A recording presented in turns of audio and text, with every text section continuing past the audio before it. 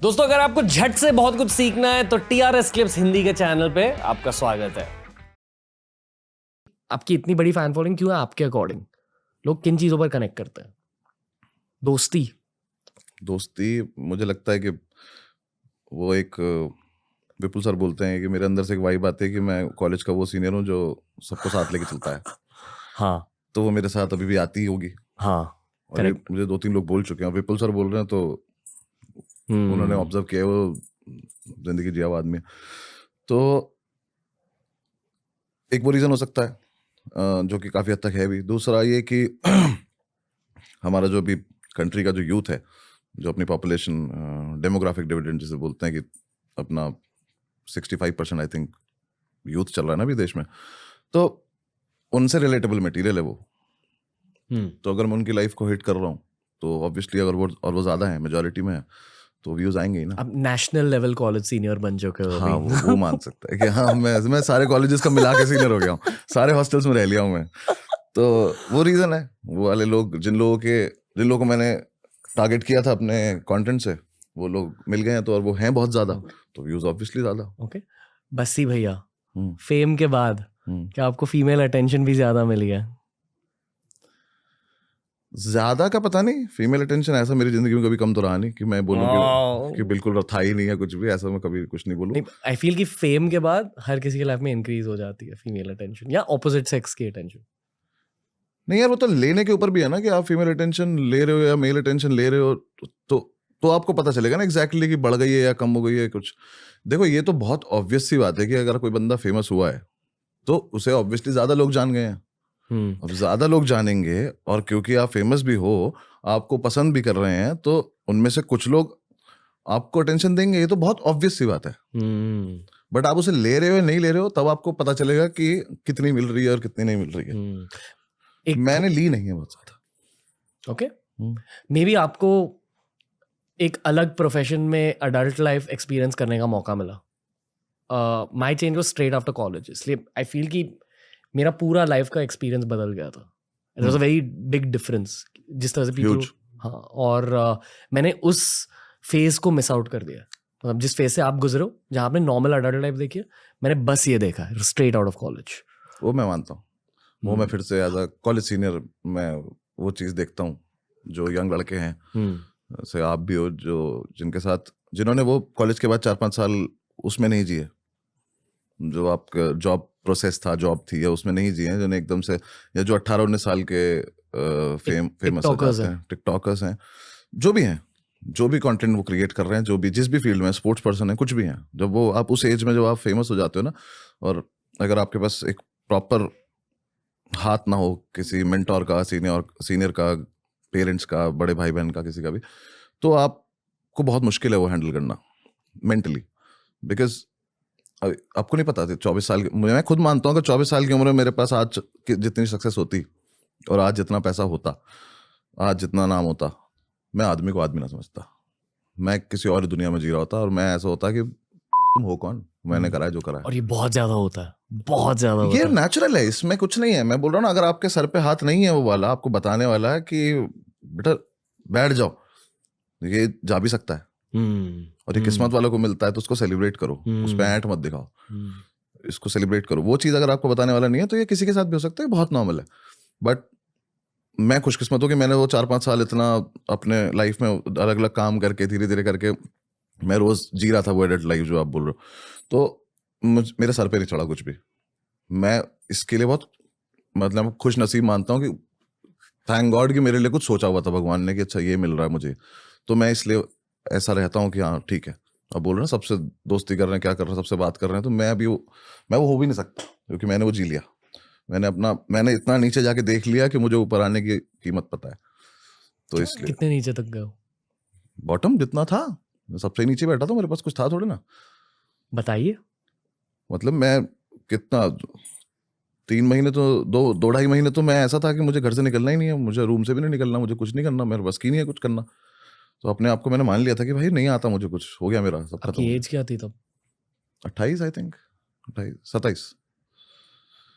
मतलब ये directly college के बाद नहीं था? हाँ हाँ, 4 साल बाद, 3 साल 4 क्यों, साल। पर क्या हुआ?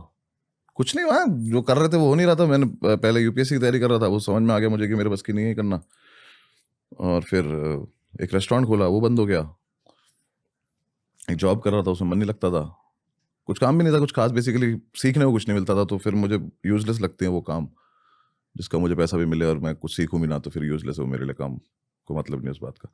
तो वो भी वहाँ पे भी मन नहीं लगता था, फिर वो छोड़ दी। फिर बैठा था घर में, ऐसा लगता था ना, मुझे बचपन से ऐसा लगता था कि मैं कुछ तो अच्छा ही करूँगा, कुछ तो बड़ा ही करूँगा। जिस तरह से मैं अपने स्कूल में, अपने कॉलेज में जिस तरह से मैं रहता था, या जो बेसिकली मुझे कोई काम मिलता था तो मैं कर लेता था उस चीज़ को, मैं उसमें ऐसा फेलियर था नहीं। मुझे पढ़ाई करने को दोगे मैं पढ़ लूँगा, खेलने को दोगे मैं खेल लूँगा। मैं ये नहीं बोल रहा कि मैं बेस्ट खेल लूँगा या बेस्ट पढ़ लूँगा, पर जितना करना होगा उससे बेटर ही कर जाऊँगा, अबव एवरेज कर जाऊँगा। बट लाइफ में मैं अबव एवरेज भी नहीं कर पा रहा था, मैं एवरेज भी नहीं कर पा रहा था। तो आपको खुद लगता है मैंने 26 27 और फिर घर वालों से बोलो कि और दे दो थोड़े से पैसे, इस महीने के भी दे दो, अभी काम करना है, तो थोड़ा खराब लगता है अंदर से आपको खुद ही कि यार मेरे माँ बाप मुझे जहाँ से उठा के लाए थे, जहाँ से उन्होंने पढ़ाया है, तो खुद आपको लगता है कि यार उन्होंने इतनी मेहनत करी थी हमें, क्योंकि उनके लिए सिर्फ पढ़ाई थी कि पढ़ के ही आगे निकल सकते हैं, तो उन्होंने सब कुछ दिया था जो आप पढ़ के आगे निकल सकते हो। बट शायद मैंने ही वो सीरियसली नहीं लिया, मुझे पढ़ के निकल जाना चाहिए था अभी तक कहीं ना कहीं। तो वो आपको खराब लगता है कि अभी भी कैसे बोलूँ उनसे वापस से कि मुझे तो अभी भी पालो, क्योंकि अब तो मेरा टाइम आ गया ना उनको पालने का, नॉट एग्जैक्टली पालना बट उनको संभालने का, क्योंकि उन्होंने कर दिया जो उन्हें करना था यार, उन्होंने अपनी पूरी लाइफ निकाल दी और सिर्फ एक सपने पे कि बच्चे कुछ कर दें। तो अब हमारी बारी है, तो वो मुझे लगता था बहुत खराब, तो वो मेरा बॉटम था, पर वहां से फिर निकल गए, तो अब ठीक है। इसलिए मैं कैसे निकले? कुछ नहीं हुआ, ऐसे ही बाई चांस बस सोचा कि मैं ये कुछ लिखता रहता था, मैं कुछ कुछ करता रहता, पढ़ता रहता था, तो मुझे लगा कि चलो लिख ही लेते हैं। तो मुझे लगता है मेरा यूपीएससी की में भी इसलिए सिलेक्शन नहीं हुआ क्योंकि मैं कोर्स की किताब के अलावा सब कुछ पढ़ता था, सिलेबस के अलावा मैं सब पढ़ता था। मुझे कुछ कुछ भी इंटरेस्टिंग दे दो 6 महीने तो मैंने गुलजार साहब पे निकाल दिए। तो मुझे लगता था लिखते हैं कुछ कुछ, मैं लिखता रहता था। फिर मैंने सोचा एक बार ऐसे ही स्टैंड अप कॉमेडी में भी कुछ करके देख लेंगे, क्योंकि कर ही लेते हैं हम, तो एक बार ये भी ट्राई करके देख लेते हैं। तो मैंने ऐसे ही फेसबुक पर ढूंढा कि कहाँ होती है ये, तो मुझे पता चला गुड़गांव में होती है। मैंने क्या बात कर रहा हूँ, मुंबई में नहीं होता ये, क्योंकि आर्ट तो ऐसा लगता है ना मुंबई में होती होगी, दिल्ली में थोड़ी कोई आर्ट कर रहा है। तो मैंने कहा गुड़गांव में होता है ये, मैंने कहा सही है गुड़गांव तो मैं जा ही रहा हूँ अभी। तो एक किसी कंपनी में इंटरव्यू देने वाला था, तो वहाँ पे जाना था मुझे, तो मैंने फिर वो अप्लाई किया। तो रोहित भाई चलाते थे उस टाइम कैनवस, इनका एक जूनियर था आकाश, उसको मैंने मेल भेजा, आकाश ही नाम था रोहित भाई, आकाश को भेजा, मेल भेजा कि भाई ऐसे ऐसे मैं करना चाहता हूँ ये। तो उसने बोला स्क्रिप्ट भेजो। मैं कहा क्या होती है स्क्रिप्ट क्या भेजनी है स्क्रिप्ट का? मैंने कहा उसने बोला 4 मिनट का कुछ जोक्स भेजो। मैंने कहा ऐसा कुछ नहीं है मेरे बच्चों को आगे बोल दूंगा कुछ कुछ। तो उसने बोला किस चीज़ के बारे में बोलोगे? तो मैंने बताया, मैंने कहा ऐसे कुछ भी बोल दूंगा, मतलब ऐसे तैयारी कर रहा था यूपीएससी की, नहीं कर पाया, तो ऐसे कुछ कुछ मैंने भेजा उसको। तो उसने कहा ठीक है आ जाओ। तो मैंने आके चला गया, मैंने जाके परफॉर्म किया 4 मिनट। तो ठीक है, लोगों ने 2 बार ताली वाली बजा दी। मैंने कहा ये तो सही है ये तो किल हो गया पहली बार में। तो बट मेरा उसमें ऐसा नहीं था कि मैं इसको आगे करने जाऊंगा, मैं शौक से करने गया था कि चलो एक बार करके आते हैं, क्योंकि कूल लगता, मुझे भी कूल लगता था कि यार स्टेज पे गए, माइक पे बोल के आए, बहुत दिनों बाद स्टेज पे गए हैं, ऐसे बोल के आए हैं, पीछे कैनवस लाफ क्लब लिखा है। तो मैंने वीडियो भी मांगी थी, 2,500 की वीडियो देते थे तब वो लोग। तो मैं कहा वीडियो दे दो। तो मेरा ये था कि एक बार कर लिया, इसी वीडियो को अब जिंदगी भर दिखाता रहूंगा सबको कि देखो कितना टैलेंटेड हूँ मैं अगर आगे करता तो फोड़ देता। एक वीडियो का गोल था। मुझे कहा यही रिलेटेड है, ये थोड़ी ना पता था कि करियर बन सकता है। कर लिया शौक में कर लिया था। और अब तो क्या ही अब बोलिए उसमें क्या है ना कि उसमें रोहित भाई का बहुत बड़ा हाथ। उन्होंने बोला उसी दिन कि आ जाना नेक्स्ट, उन्होंने एक लाइन बोली थी कि तू नेचुरल है, ढंग से करेगा तो आगे जाएगा। And he was very strict at that point of time. कोई बकवास नहीं, आज भी ऐसे ही है, कोई बकवास नहीं फालतू की। I think he is the best जज ऑफ जोक्स, क्योंकि उन्होंने सबके सुने हैं, सारे सुने हैं, 1000 बार सुने। तो इन्होंने बोला तो मैंने कहा ठीक है आ जाऊँगा। मैं 2-3 बार और किया, उसके बाद मुझे मजा आने लगा, बस फिर आज जो है। तो ऐसे ही हुआ, कुछ नहीं, तुक्का बेड़ा भाई मेरा। मुझे लिटरली ऊपर वाले ने बोला कि चलो ये करके दिखाओ, मैं कर देंगे सर, कर दिया। उन्होंने कहा वेरी गुड, करते रहो। ओके। अब थोड़ा रोहित शर्मा की तरह दिखते हो हल्के से। मुझे लगता है हर दाढ़ी वाला सेम दिखता है हम सब सेम दिखते हैं, बस किसी का मुंह लंबा होगा तो वो आदित्य रॉय कपूर वाली कैटेगरी में चले जाएंगे अगर सुंदर है तो, वरना हम तो सारे एक जैसे दिखते हैं। मैं रोहित शर्मा भी दिखता हूँ, मैं किसके साथ दिखता हूँ मैं? मोहम्मद शमी भी लगता हूँ अगर वो दाढ़ी ठीक कर लो तो। अगर शमी मैं हम कुछ भी लग सकते हैं, थोड़ी सी दाढ़ी बढ़ा, थोड़ा सा कम कर दे, कुछ भी लग सकते हैं। ओके आप पॉडकास्ट कंज्यूम करते हो एट ऑल? यार मैं सच बताऊं तो मैं कोशिश करता हूँ, ओके बट मैं कर नहीं पाया हूँ अभी तक। मेरी बहुत कोशिश है कि मैं ऐसे स्पॉटिफाई पे ढूंढ के और उसको कंटिन्यूसली सुनूं और करूं। तो क्या, एक तो मुझे लगता है ये जो रील्स का जो नशा चढ़ गया है ना दिमाग में, ये बहुत खराब है। और मेरी फीड इस टाइम सड़ चुकी है। मेरी फीड पे इतनी गंदी गंदी रील आती है भाई, उन्हें देखने में जो मजा आता है इतनी गंदी, मैं कसम बता रहा हूं, मैं जिसको भेजता हूँ मुझे ब्लॉक कर दे